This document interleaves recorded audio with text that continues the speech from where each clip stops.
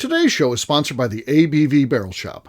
The ABV Barrel Shop is located in the St. Louis metro community of Arnold, Missouri. The ABV Barrel Shop is focused on one thing, single barrels. Best of all, you can try before you buy. Head over to abvbarrelshop.com to sign up for their email and text distribution so you know what they have in stock, what classes are coming up, and who from the industry may be coming in to visit. The ABV Barrel Shop. It's where single barrels live. We are also sponsored by the Bar to Go. The Bar to Go offers traveling minibars that are no bigger than a small purse or toiletry bag. Best of all, they are fully customizable so you can create the perfect piece that is unique for you. If you own your own business, what a fun and unique way to promote what you do.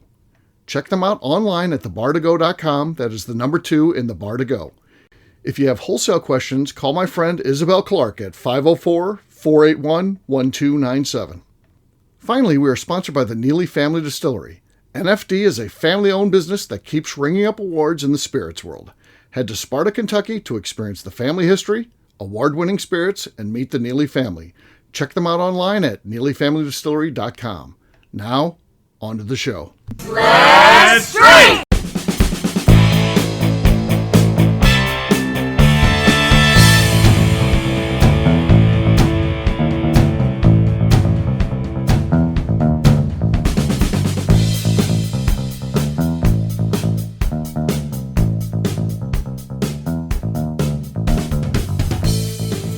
Welcome to the Bourbon Daily, the podcast about everything bourbon delivered to you every day of the week. Today we have a special show from the ABV Barrel Shop Tasting Bar where we're going to be trying 3 different whiskey samples from our friend James Szuch. My name is Steve MacLeod. I'm joined by Darren McCroy here at the ABV Barrel Shop Tasting Bar. What's up, Darren? Nothing. What's up with you, Steve? Oh, did you hear that excitement? Yeah. Yeah. Oh, it's going to be some fun. So James brought these in. He comes in from time to time. And always brings samples. He always brings some sort of samples. So yeah, and it's been a while actually since he's been here. Sometimes things get diverted and put set aside, but eventually we get to it, right? Yeah, eventually we'll get there. Yeah. So before we get to all that, though, we'll get to that after the break. Before we get to that, you said there's something you want to talk about. What is that? So we've probably had more events this week at the shop than almost any other week, it seems like. It's been a busy one. Yeah. So what, not as a shop owner, but like when you were going to whiskey events, what do you look for going to different events and stuff like that all the time? What I would like, and there wasn't too many whiskey events that I've been to that kind of stand out.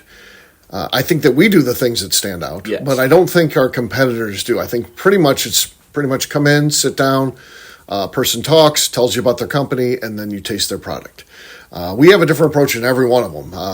From even how at the beginning of ones we always interview the person. So It's either going to be me up there or Jim or Darren. Somebody's going to be up there from the barrel shop, kicking it off. Introducing them and talking about them and asking them questions. Then we do the whiskey tasting. So we're different even in that.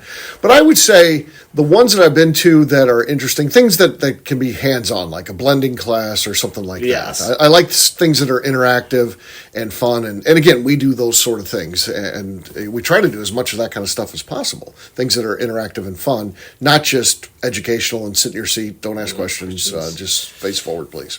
Yeah. And that's one of the things I love about our classes here is that they're engaged and oftentimes the speaker will go on tangents about things that weren't related to what they're talking about, telling stories, and it's always a good time. Yes. And so one of the things I look for is it's more about the venue.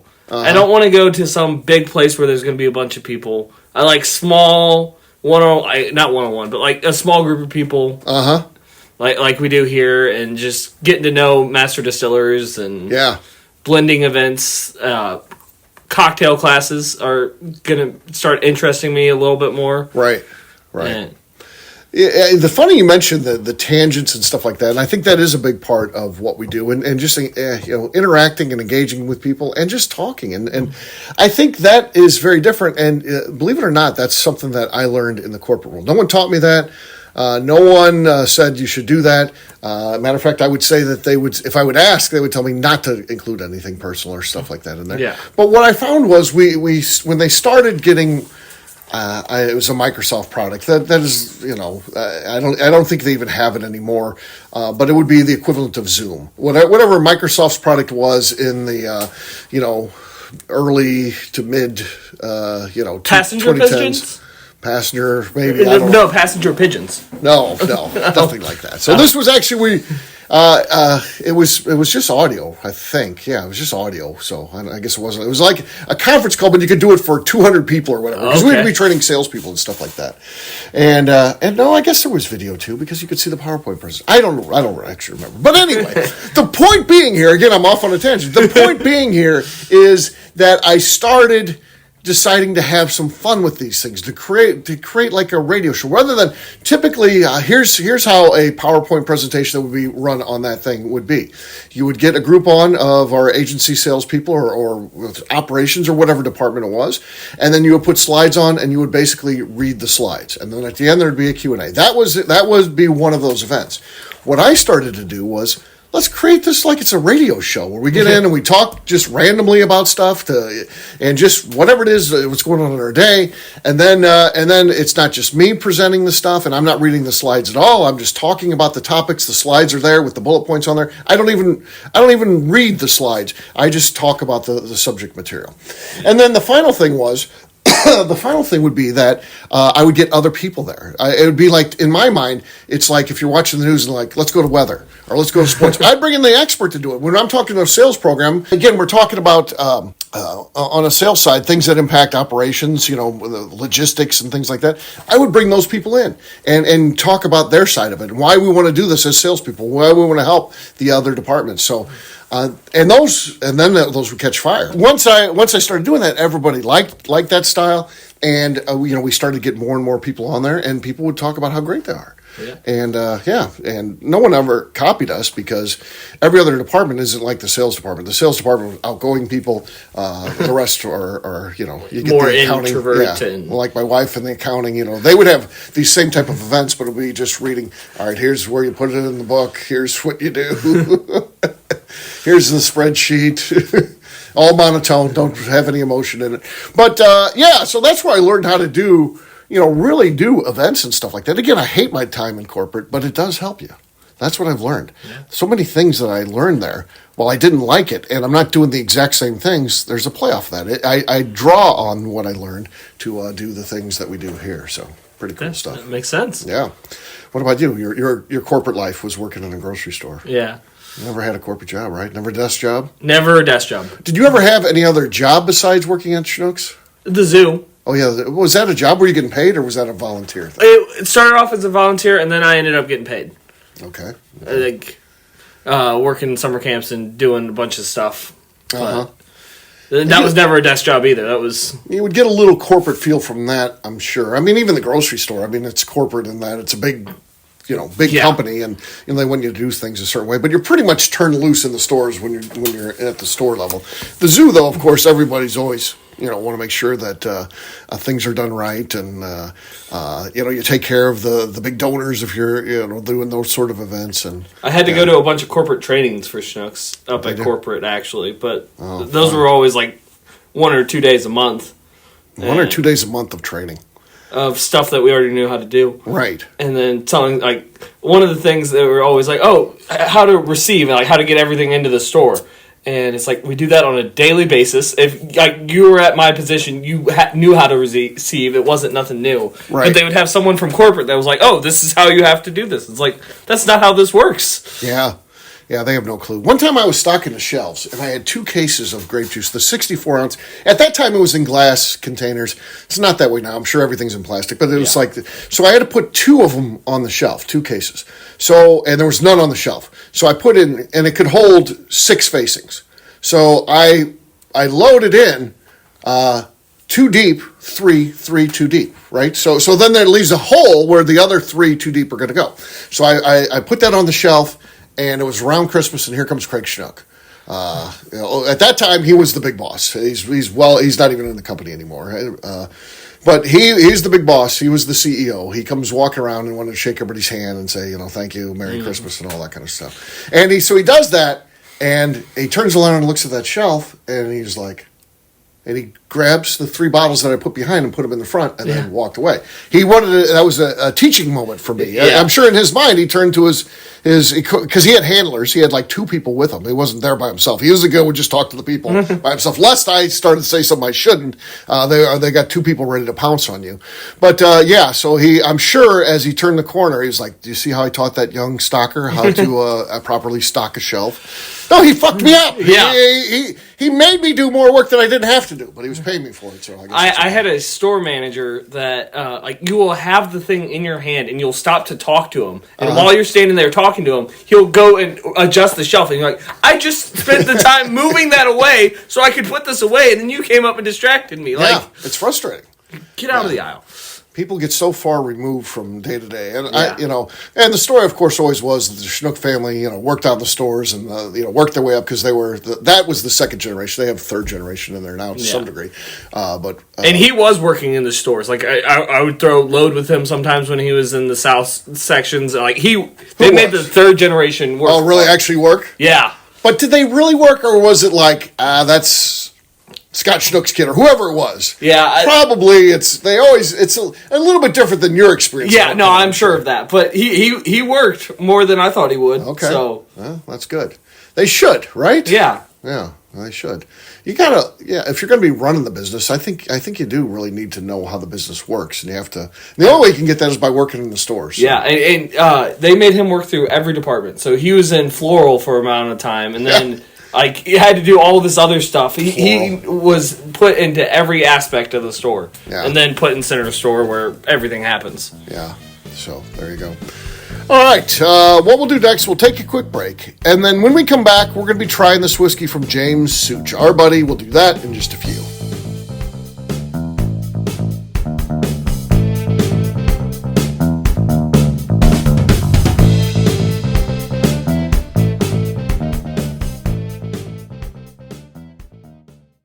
Okay, let's talk about the people that make these shows happen. First up is the Stave and Thief Society. Via their in-person class at Moonshine University in Louisville, Kentucky, the Stave and Thief Society is the place where you, a bourbon enthusiast, can expand your knowledge and emerge an executive bourbon steward. In 2017, I completed my executive bourbon steward certification. It's the most comprehensive bourbon certification available and connects you with an expansive network of bourbon enthusiasts and professionals. Check out the full listing of in-person and online certifications and join the society today by enrolling at staveandthief.com. Speaking of executive bourbon steward certification, the ABV Barrel Shop in St. Louis, Missouri has developed a unique partnership with the Stave and Thief Society to offer a preparatory class to assist you in getting your executive bourbon steward certification. This prep class costs only $25 and is available to take live or online via Zoom. Graduates of our class receive a coupon code good for 15% off your executive bourbon steward certification held in Louisville, Kentucky. This saves you almost $90. Additionally, you can collaborate with fellow attendees to split travel costs when you go to Louisville. If you're interested in signing up for the class, simply head over to abvbarrelshop.com and check out the classes and events page. Last but not least, we are sponsored by Neely Family Distillery. Royce Neely is the 11th generation distiller in one of America's oldest distilling families.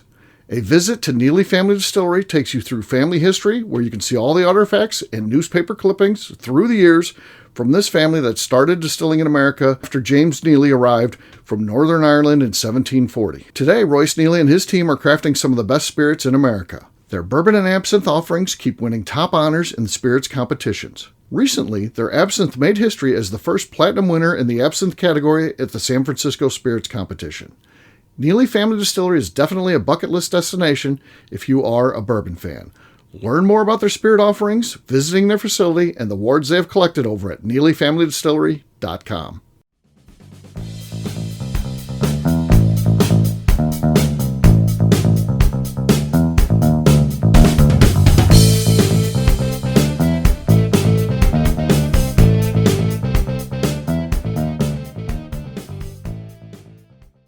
Oh my God, it's $300 for a 3-foot Jaguar at Total Wine, and I need this. Someone tell Christy needs to buy it for me. I'm McNeil, you're listening to the Bourbon Daily. Oh my God, that was awful. All right, everybody, welcome back. This is Bourbon Daily. We are live at the ABV Barrel Shop Tasting Bar today. Live for us, not for you. This is recorded. But we are getting ready to taste 3 whiskeys that our buddy James brought in for samples for. So what's the first one going to be? The first one is from Great Lakes Distillery, which we've recently had something else from them, too. Yeah.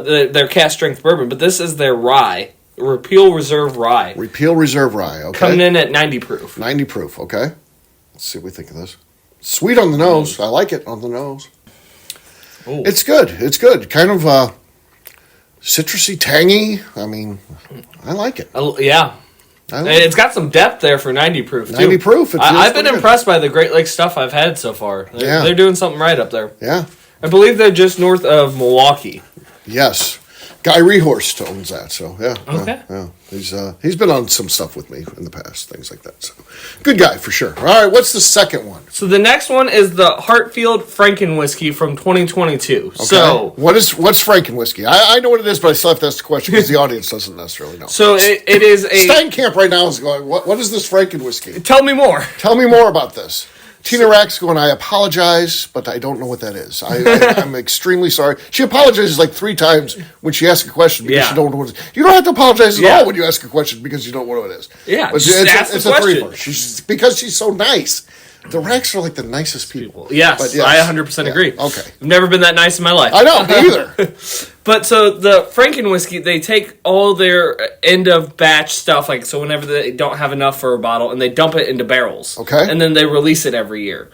So yeah, you wonder what happens with all that stuff. Does that just because that's always going to happen? It's not going to be just exact. Okay, yeah. This filled exactly 180 bottles. It's going to be 180 bottles. 0.36. You know, what do you do with that? So and I'm sure some go home with the distillers and stuff like that. Sure. But this is a real unique opportunity to make a blend of. So this has like 6 different mash bills in it, right?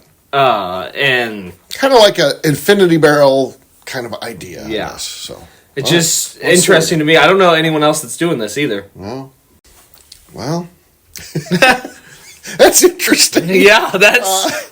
It tastes like burnt chocolate and grass. I'm not sure about that one. You might have too much going on. It's ever evolving, and yes, I'm sure. But that one was not my favorite. Nothing wrong with that, and I even like the concept. So, and again, next batch is going to be 100% different. I mean, that's what's kind of fun about this. But, so that one didn't hit the mark for me. That one is 56.5 ABV. Okay, nice. So the next batch is going to be completely different. This is 2023's release of Franken whiskey. Oh, there's another Franken. Oh, I didn't know we were trying 2 over here. All right. Let's see what we got. All right. The nose is a little bit different. Mm-hmm. Yeah. I mean, that one's. I like that one better. Yeah. I'll give them that.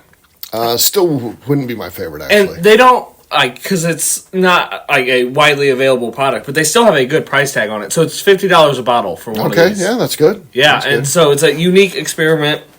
The 2023 is more in the right direction. Yeah. That one, and again, I neat sipper. I don't know, but it seems like it would hold up well in a cocktail for sure. Yeah. And that one's definitely better. So. Yeah. It's just an interesting idea that they do this. So you've been in the distillery world. Have you known of people that have done stuff like this before? Is this really the only one? No. There are other ones out there. So even our friend Lenny does some of that kind of stuff. Widow Jane used to do one they called the dregs, which they quit doing it, but I love the idea. It would be after they emptied a barrel and then you let it sit there, some more even comes out. So, but it's all this. It's filled with char and stuff like that. They would take all those, pour all that into a container, not necessarily aged yet, secondary aging, but they would throw it in a container and then release it with all that char in there and all that. They called it the dregs, and it was like super dark and interesting. And I always wanted one of those, but never got one. So yeah. My buddy Lisa Wicker discontinued that, so it must not have tasted very good. I don't know. She got rid of that. I can see how it could go wrong. Like, even with an infinity bottle, if you add the wrong thing in there, it just kind of messes up the whole infinity bottle. Right, yeah.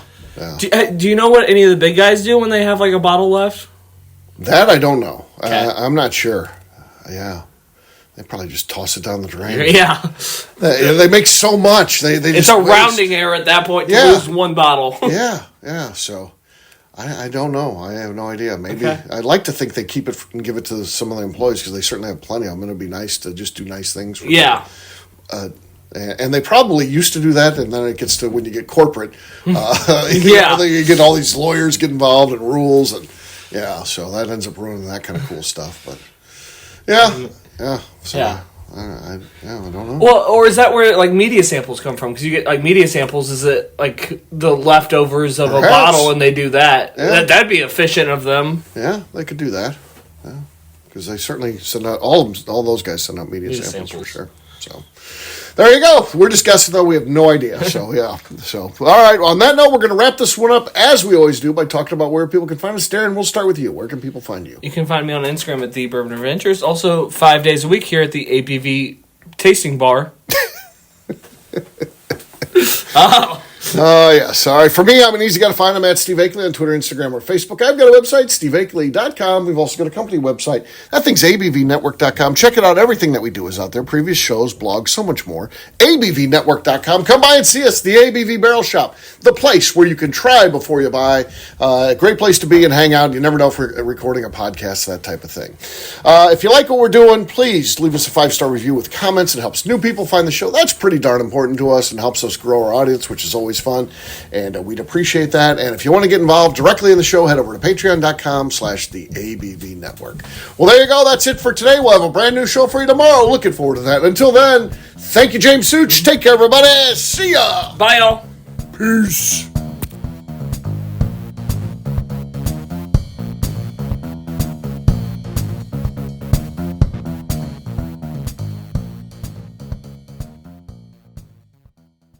Before we let you go, let's talk about one last thing. The ABV Barrel Shop in the St. Louis community of Arnold, Missouri. The ABV Barrel Shop is focused on a couple of things. First of all, single barrels. We are the place where single barrels live. We go to distilleries, taste through the whiskey, select the best barrel, and have it shipped to our store where we present it to you, our customers, by allowing you to try before you buy. We're also known for the classes that we have in our education center in the store, as well as the events we have with industry professionals from the bourbon business. If you're in the St. Louis area, please come by and visit us at 6 Fox Valley Center in Arnold, Missouri. Or at a minimum, at least sign up for our email and text distribution so you know exactly what's going on in our shop over at abvbarrelshop.com. This is Steve Akeley, owner of the ABV Network, signing off. We thank you for listening to our programming and truly appreciate your support.